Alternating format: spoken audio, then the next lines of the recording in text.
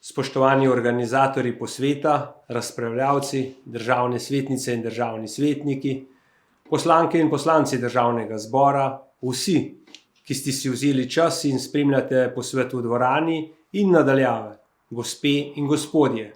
V veliko veselje mi je, da vas lahko nagovorim v imenu Državnega sveta Republike Slovenije, drugega doma slovenskega parlamenta in prvega doma civilne družbe, ter v svojem osebnem imenu na posvetu, katerega namen je razmislek o strategiji biotehniškega izobraževanja in usposabljanja.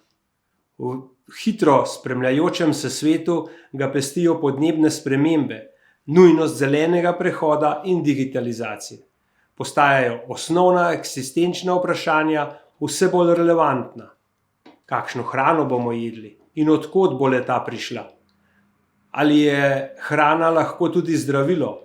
V kakšnem okolju bomo v prihodnje živeli? Na ta vprašanja pričakujemo odgovore stroke s področja kmetijstva, gozdarstva, živilstva in prehrane, hortikulture, naravovarstva, veterine in lesarstva. Ali drugače, odgovor pričakujemo s področji biotehnike, ki jih učijo in razvijajo na biotehniških šolah.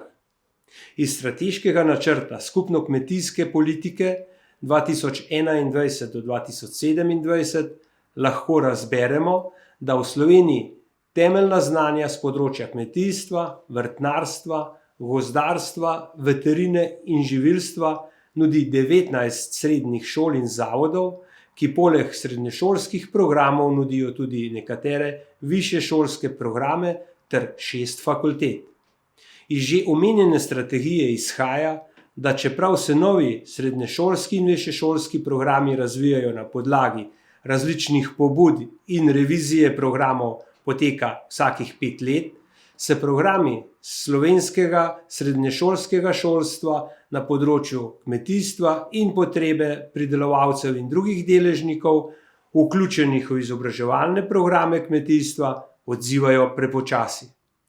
V zadnjih letih se programi v večji meri niso spreminjali ali dopolnjevali, kar vpliva tudi na njihovo privlačnost v očeh potencialnih dijakov in študentov na eni strani ter na kakovost kadrov in vključenost najnovejših tehnologij, procesov in trendov v izobraževalne procese na drugi strani. Ker je med mladimi zanimanja malo, najverjetneje tudi zaradi prepočasnega uvajanja najnovejših spoznanj na področju tehnologij, procesov in trendov, se določeni izobraževalni programi na fakultetah ne izvajajo kontinuirano ali se celo ukinjajo.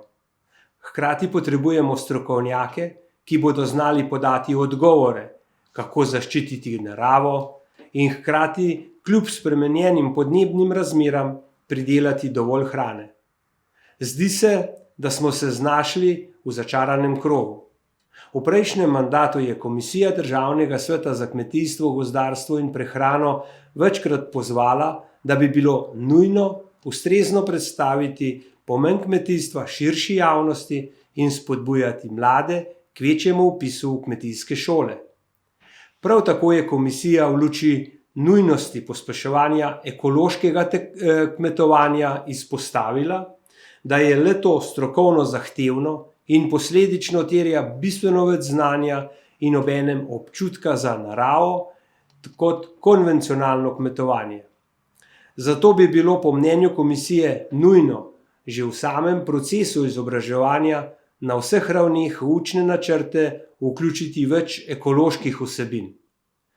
Po večletnem izpostavljanju problematike vedno manjšega interesa mladih za vpis v srednje kmetijsko-gozdarske šole, je komisija v preteklem mandatu sprejela tudi pobudo, da naj se poklic kmeta oziroma kmetijsko-podjetniškega tehnika uvrsti med deficitarne poklice in s tem mladim, ki se odločijo za izobraževanje za ta poklic, omogoči dodelitev štipendije za deficitarne poklice.